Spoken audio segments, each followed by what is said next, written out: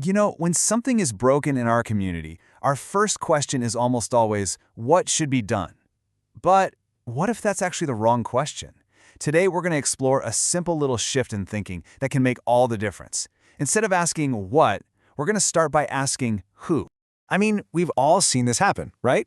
Think about a local park that's kind of fallen into disrepair. One person wants to organize a cleanup, another wants to petition the city, and a third wants to fundraise for all new equipment. Everyone means well, but somehow, things just get more complicated, conflicts pop up, and the park stays messy. And it often happens because we're all starting with the wrong question. And this contrast right here, it's everything. When we rush to ask what, we often get chaos. People overstepping their roles, which just blurs accountability and totally erodes trust. But when we start by asking who, we bring in clarity and focus on who has the rightful responsibility. That simple shift can be the difference between failure and success. Okay, so to understand this a little better, we really need to get one key distinction right. And this isn't just about word choice, it is the absolute core of effective action. Let's break down the difference between authority and control. See, authority isn't just about raw power or being in charge. It's the legitimate responsibility to act, and to act within a specific scope. It's about having the right to act, not just the might to act. And here's where it becomes crystal clear. Authority is focused on fulfilling a responsibility within its limits, and that's what builds trust. Control, on the other hand, is just focused on getting a specific outcome, usually by seeking power and speed.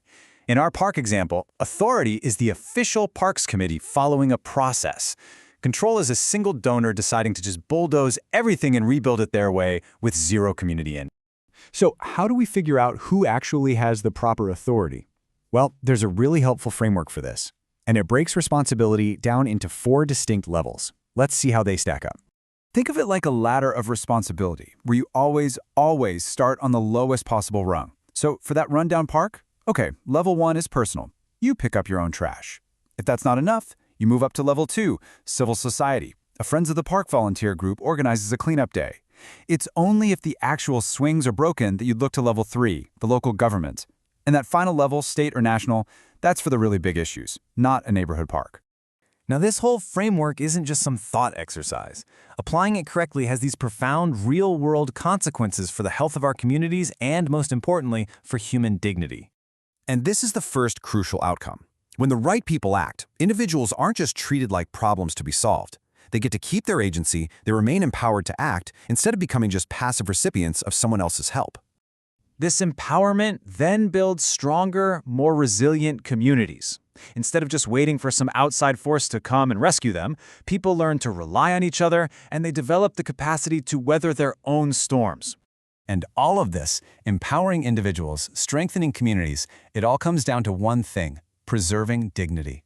Help is offered as a hand up, not a takeover.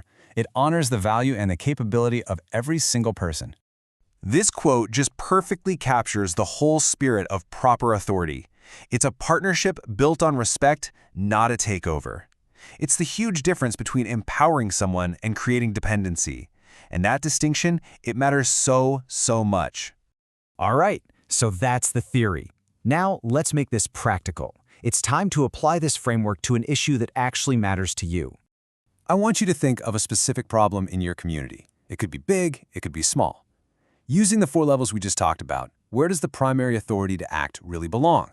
Is it with individuals, a local nonprofit, city hall? Just thinking this through is the absolute first step toward effective action. So here's the game plan. First, analyze the problem. Which level of authority does it really belong to? Second, identify your proper role. Are you supposed to lead here, to support?